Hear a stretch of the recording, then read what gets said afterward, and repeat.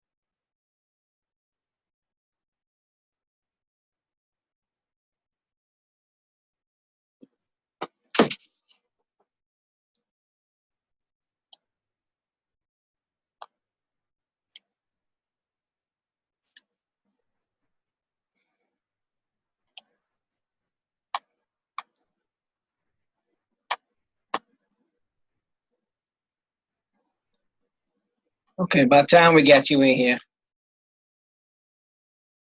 Yeah. for whatever reason, it wouldn't allow me to send out the right code. It kept sending the old code. I'm like, okay. Oh. Yeah, technology. Yeah, tell me about it. How's your day going?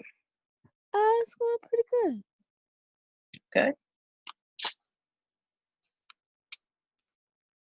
Pretty You good.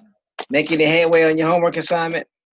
Uh, I guess you could say so. I have so I use the duck soup thing. Okay. So I have one call scheduled for Monday so far. Congratulations. Yeah, so I was like, I need to get on this call so I don't mumble and fumble come Monday. Oh. So basically, you need to know what to say to them. Is that what you're saying? Um, yeah, I guess so. I finally looked at the scripts that you sent out a few weeks ago. So that was helpful. Why is that so funny? Because I had forgot about it until Carla said something. Mm. I was like, oh, I do have that. So yeah, I was looking at. Well, I looked at it briefly today when I was supposed to be doing work. Uh, Yes, yes, yes. So is there any? You say you just basically you basically scanned over them. You didn't actually. yeah, you would. I would call it scanning because I just kind of. I read some of them like fully through, but then I was like just going through and scanning, and I was like, oh man, this is some good stuff.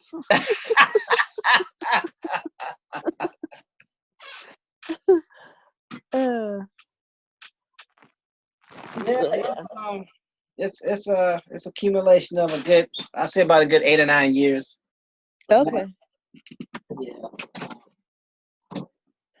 a lot of practice because normally Fridays are the days we do a lot of the practice and, Right. and I help people, um, you know, fine tune and master what it is they need to. Because at the end of the day, if you're not practicing this, people are not going to be comfortable. Because the number one question I always ask, what do you say when you don't know what to say? And the answer is you don't say anything. Oh. Because if you don't know what to say, you're not going to say anything. You're just going to be quiet. Right. Yeah, that's me. That's most people, quite honestly. So, so the profession of the individual that you reached out to, what profession are they in? So I guess they're in the mortgage industry, but it says they are a branch manager. So let me just go and see exactly what it says.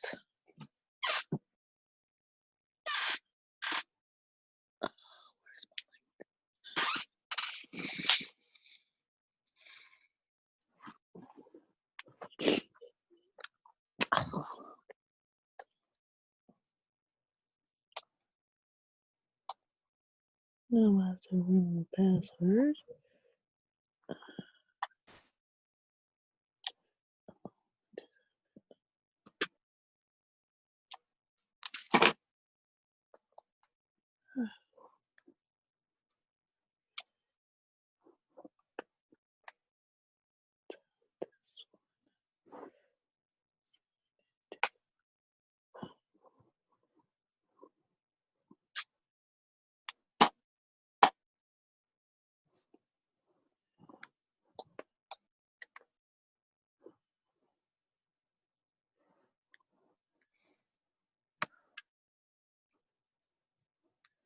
Okay, let's see what this is.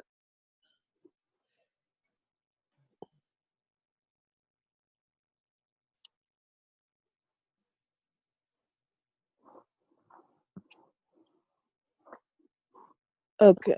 Yeah, branch manager at Fairway Independent Mortgage.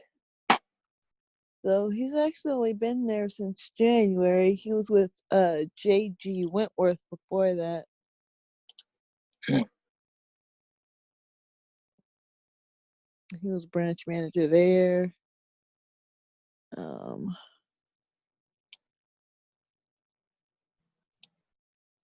wait a second. Okay, no, never mind. For a minute, it looked like he had been out of work for a minute, but no, I was reading it wrong. He was at J.G. Wentworth from like November to, I guess, when he went to Fairway. Right.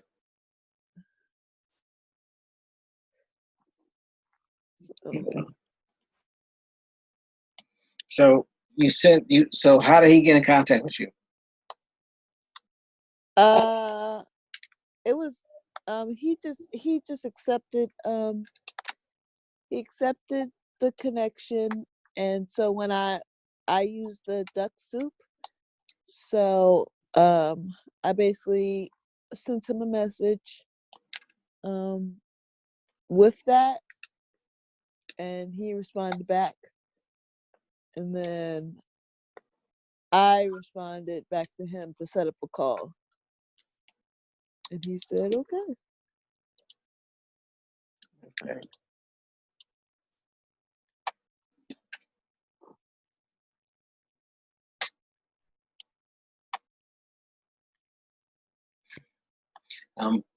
What I'm doing now is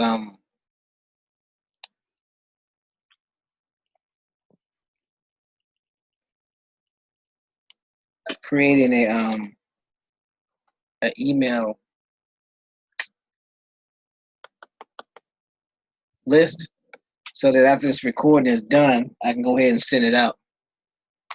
Oh, okay.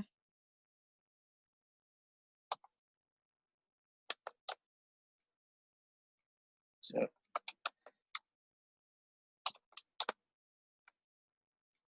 basically, you'll be able to play what I'll say.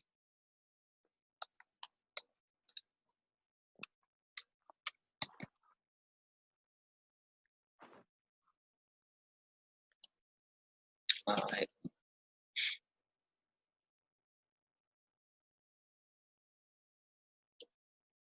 So he's a mortgage lender. He's been there for a little bit of time. So you need to establish some type of rapport with him. Okay. So when you speak with him, of course, you want to thank them for their time, and find out about him. Find out first of all what made him change from J.G. Wentworth to go into mortgage lending, because that's J.G. Wentworth is one of them companies to where people take an annuity settlement and they cash Yeah. in for. I know. It's funny because we used to the firm I work for, we used to do returns for them because they had it was related to like basically the same, like they bought out some annuities, but the company that bought them out like went bankrupt, so it was like this whole big deal. So yeah. Yes. But the J.G. Wentworth, we had stopped doing that at one point, but like there was like a couple of them where so the one that we still do is they had basically had got funding to buy out the more the annuities, and then like they basically defaulted on the loan, and it was just a whole. Whoa. So we still do that work, but it's very interesting. Yeah, I would want to find out what made them change, because what happens if you find out what caused the change, you'll be able to determine what type of personality he is and what he tolerates versus what he doesn't tolerate. Okay. So you find out what made him change, find out if he's originally from this area. If not, where is he from? And then basically you want to know really, what's his next immediate goal that's going to put him in front of or keep him on target to what he's trying to accomplish. And the reason why that question is important because most people don't ask that. Right. They just go into talking about themselves. So you want to find out. You want to get him talking about himself as much as possible. Because the more you get him talking about himself, the easier it is for him to relax and realize that you're not trying to sell him anything. Because 9 times out of 10, when most people are talking to business owners, they're waiting for the pitch. You know, Yeah. what is it that what is it that you need? What is it you can do for me? At the end of the day, you want to find out what it is that you can do for him from the Right. standpoint of what services you can offer him. So I would ask him, what's the next goal that you're trying to accomplish that would put you that much closer to your ultimate goal? And then just wait.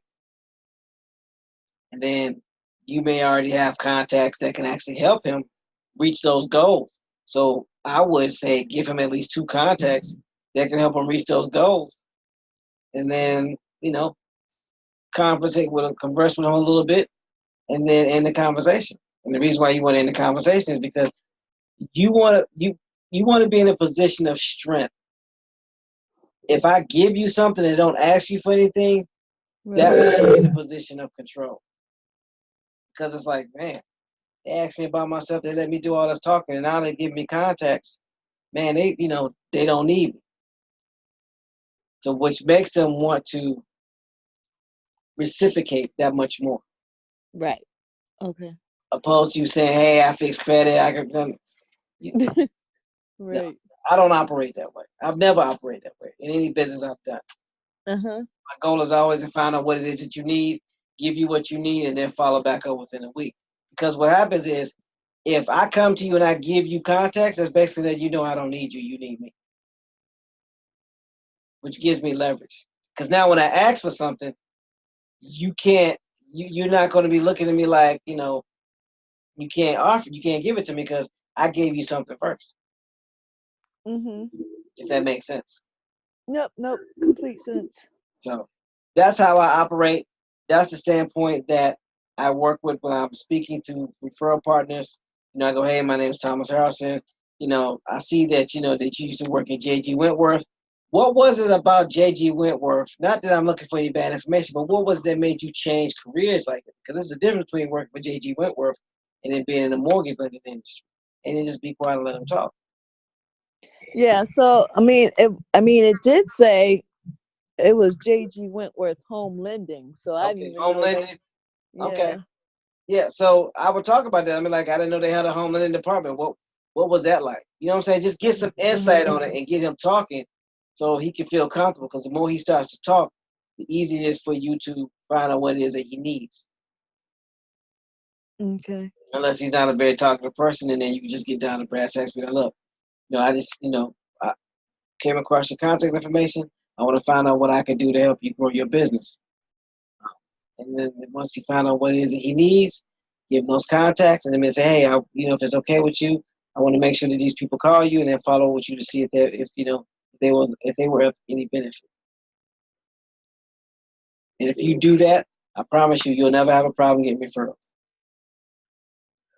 Cool.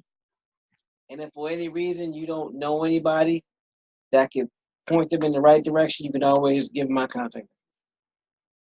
Okay. But I'm sure, with your contacts, some business owners and some professionals that can definitely be in a position to help them. Because what you're doing is you're creating a trifecta, win situation. You're creating a situation to where the people that your new contact is getting access to your old contacts, and your old contacts or your seasoned contacts, if you will, are getting access to somebody that's new. So you're helping 2 people or 2 organizations who would not have met had it not been for you, if that makes sense. Mm-hmm. So you have any questions thus far? Nope, that was good. Mac, what's going on, man?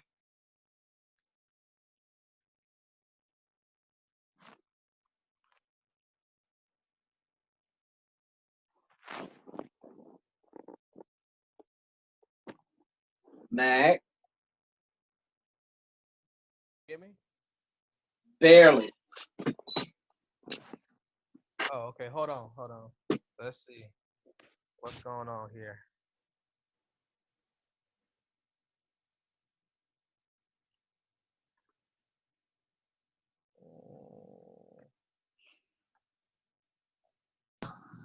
Can you hear me better now? Wow. Yeah, you're a lot better now. Oh, okay. Good. Yeah. So how's everybody doing this evening? Everybody's doing well. Got off to a late start, but we here.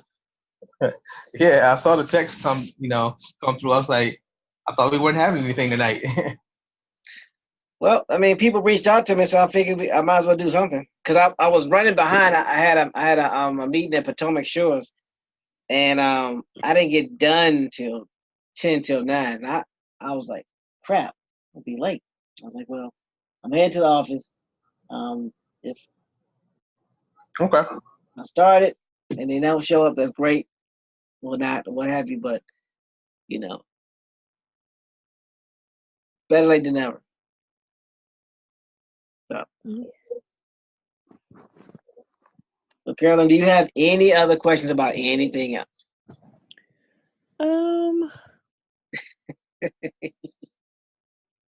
No, that really was very helpful. Okay. And like I said, the reason why you want to do that is because what that does is that puts them in a position to where they're not doing you a favor, you're doing them a favor.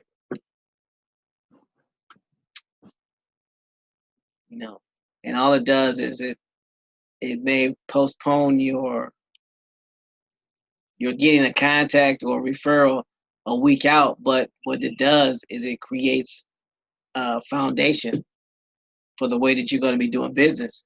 And they're going to be looking at you as a subject matter expert because you're going to put yourself in a position where they've never dealt with anybody like you. Just from that one question and that one thing that you do. Right, yeah. So, Mac, what's going on, man? Well, just taking it one day at a time, making the dreams come true. Okay. One thing I can tell you that occurred last week for me is I had my first irate customer. Okay. What happened? Well, from what I gathered, he called customer service and basically told them that he didn't understand anything about the program and all the different services that were involved, and he wanted to get a full refund. Okay. So they actually called me while I was at work. I was in a meeting, so I couldn't pick up. So they ended up getting the supervisor online, and then they actually gave him a refund. But they left me a message, so I called back the next day. When I talked to them, that's what they told me. But he never, gave me a chance to, help him out, because he never told me that he was having any issues or anything like that. He just kind of went straight to them and kind of did that. So I talked to my referral partner, and I told him what was going on. And what the referral partner told me was that the sense that he was getting from that individual was that he wasn't the one that really wanted the house. It was his wife that wanted the house. Ah. So I think that's where it kind of, rolls out of. Right. But what I did notice, I went back and I checked my emails to see if he actually ever opened the email, and he didn't open the email. So he didn't even look. Right. However, after he got his refund, he checked the email several times. Odd, right? Very. But what I told the referral partner, I was like, well, either way, he has a refund, and if they're trying to get the house, he still got bad credit. So, he's going to have to do something. And he agreed with me, so. But what I did is, I gave him a call back and, told him what the situation was. And, then he gave me his feedback about the situation as well, so. Right. As long as there's an open line of communication, I mean, everything's pretty much gonna work out the way it's supposed to. Yep. Matter of fact, he told me he has another customer he needs to send my way as well. Cool. Yep. So, Carolyn is new to the approach that we take as far as referral partners and things of that nature, and speaking with mortgage lenders and realtors of the like. Do you have any advice that you like to give her, or like to share some of your experiences with working with a mortgage lender or realtor, insurance agent versus working with a customer? Well, the biggest difference that you'll find working with any other professional versus working with a customer is that they understand that it's going to be a business transaction, meaning that they're going to be more than one transaction taking place. And as far as, and when you look at a customer, they're basically concerned about price or, you know, a lot of details. And a lot of times it kind of, if they don't have the money to pay for it, that's all they're worried about. However, when you have customers that are coming to you from a referral partner, most of the time their questions are not that difficult. They are asking questions for information versus asking questions because they don't want to pay. If that makes sense. So those are probably some of the biggest differences. Yeah. Okay. Cool. Yep. Oh, I did have a question you made me think of. So, so when you get someone sign up, you have your own emails that you send them? Yeah, I have a template of emails that I already set up to what to do when they sign up, and to schedule an appointment, so that we can go ahead and get started with their services. Because at the end of the day, it's one thing to sign them up; it's another thing to get them started and put them in a position to where they're going to want to stay on the services. My goal is to keep them on the services for at least 2 years. Not to be on a credit repair service for at least 2 years, but at least be on the United Credit Education Services or the Protection Plan membership services for 2 years. Because the longer they stay on it and use the services, the better they realize it is. And then, some just never get off. So yeah, so I have an emails that I send out to keep track of them and allow them to allow me to keep track of what's going on and make sure that I know exactly where they're in the process. If that makes sense. And I guess to add on to what Thomas was saying too, one of the things I kind of learned as I was working with these referral partners is, one of the first things you tell them about the service is that, to get the best results from the service is that we recommend that you be on the service for at least 6 months. And that's going to give you at least, 3 rounds of, credit disputes. Mm. And we want to make sure that, you have the best opportunity to see those negative items come off the report. But in addition to that, while you're on the service, then you will also see that there are additional services that will help, get education about not only credit, but financial services. And, because we also have a will, trust, power of attorney that will help you protect, your wealth once you're able to get that credit that you're looking for. And we have, budgeting services that will help you stay out of debt. And if you have debt, we have a service that will help you reduce that debt with no additional income more than what you already have. So some things like that, we're able to expand on the different services that we have and help them understand so that they will stay in the program, not only 6 months, but, possibly 2 years or more. Okay. Now, I guess I was just curious because I do have like a something that I had a email series that I had kind of set up on my own. I don't know how successful it is right now because people got to open the emails, but One thing I do with emails is I'll send an email and then I'll send a text message letting them know that I sent them an email. Or if I call them and they don't respond, I'll send them a text message letting them know that I called them. Because most people will check their phones, nothing else. They'll at least do that.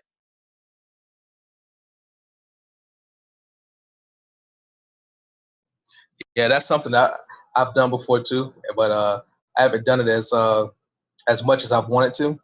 And I forgot to tell you about that too, Thomas. So this individual that was irate, I forgot to mention that his voicemail was full. Each time I tried to call and check on him. Right.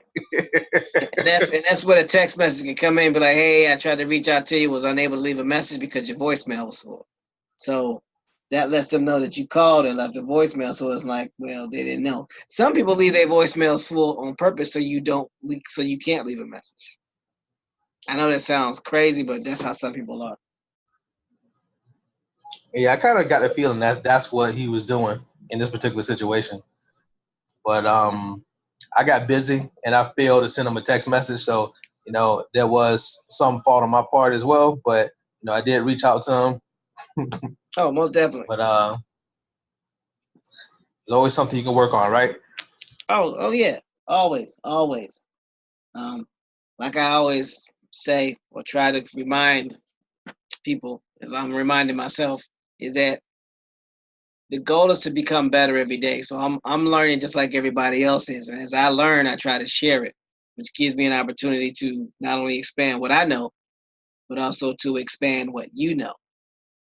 So we all end up growing. But this is not a process that's going to ever end, because as we continue to grow and learn more about not only entrepreneurship, but fixing credit and getting your scores increased or removing negative or derogative items off your credit report, that's a class within itself, as we all know.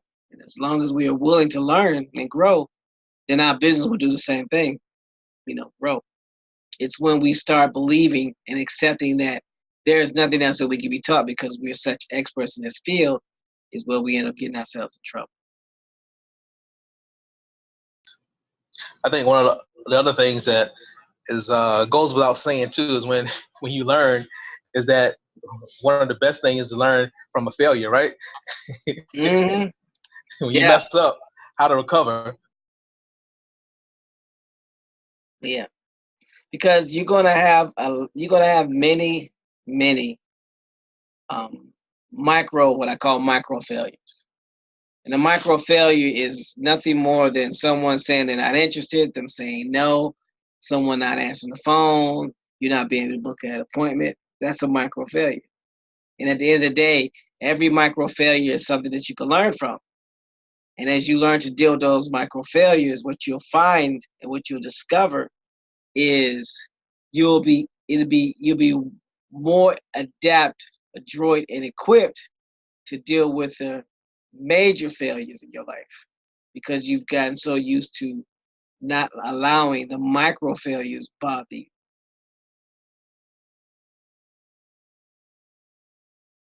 So, that's the 2 cents. I think that was a great way to put it, Thomas. The micro failures versus epic failures. I haven't really heard it put that way, but micro failures, there's failing that takes place every day. So I like that. Yeah.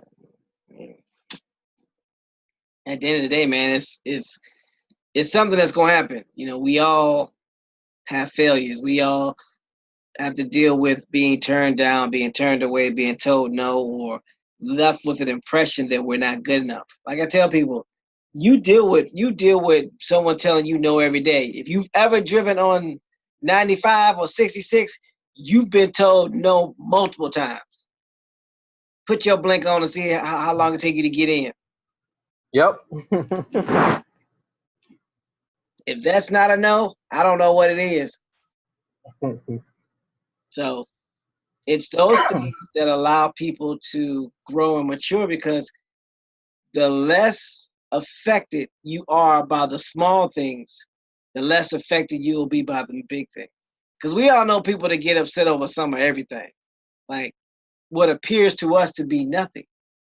But that's because we have different levels of emotional intelligence, meaning we do not let the emotion of the moment cause us to act emotionally.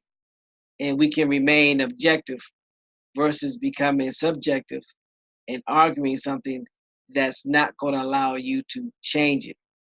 And because it's not going to allow you to change it, And because you're arguing with it, or arguing at it, or fussing at it, or the situation, now you've created a scenario to where you're always going to be blowing up with every micro failure, which basically means you're always going to be blowing up. So it'll be very difficult to maintain or gain any peace or serenity when you're always upset. So that's just my 2 cents.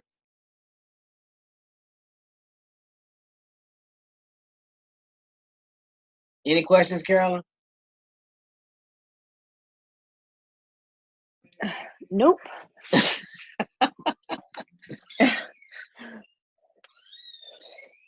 Yeah, nope. So you're not overwhelmed, are you? No, not today. That's good. That's good. Do you have any other questions in regards to the meeting that you're going to be having or the conference call you're going to be having? No, I think I'm good. Okay. It's easy to just talk to people. The thing I have a hard time with, which is I'm actually getting better at, is asking for the sale or asking for the referral, but it's getting better. So The easiest way to do that is you ask them, say, so are you going to be paying with a debit card or credit card? okay. Instead of just asking for the money, be like, so are you going to be paying with a debit card or credit card? And then just be quiet. Here's something funny that when you ask for the sale, if you think about it this way, this might help out. If you go through the fast food joint and you order number 3, what does the cash register or the cash guy usually ask you? Do you want a large fry or a medium fry or a large fry with that? Really? But that's how they ask for the upsell, right? Right. But it's the same thing, right? They're assuming that you want the biggest size. Got it. Okay. Now that you put it in context, it makes sense. I'm like, you're gonna ask them if they want fries, they credit repair. I don't get that. I don't see how fries go with protection plan. But now that you've explained it, it makes a lot more sense now. Yeah. Do you want the biggie size? I should have said that. Do you want the biggie super size? Or back in the day when you say you want a super size? Yeah, because they already know you're going to buy it. Now they're making assumptions you're going to get the most expensive part. So yeah, thank you. That makes sense now. Sorry, I messed that one up. No, you didn't. I just misunderstood what you said. I'm like, basically saying you want fries with that? Yeah, I totally goofed on that one. That was my fault.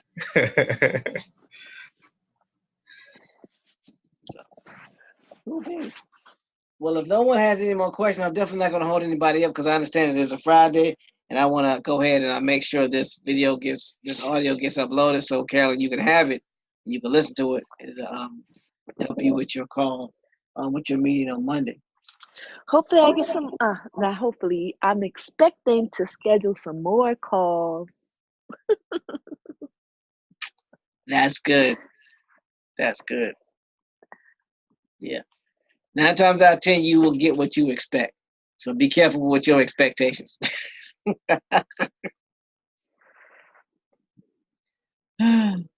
Anything you want to add, MacArthur? No, I think that's all for tonight, man. Okay. Well, I definitely appreciate you coming on and assisting. This, anything that you add is always definitely appreciated. So I'm glad I could help out a little bit. Oh, most definitely. So with that, I want y'all to have a great night. I'll go ahead and get this video uploaded, and I'll be sending it to you via email. That way you have access to it. Okay. Okay. All right. Now you have a great night. All right. Thanks, Thomas. All right.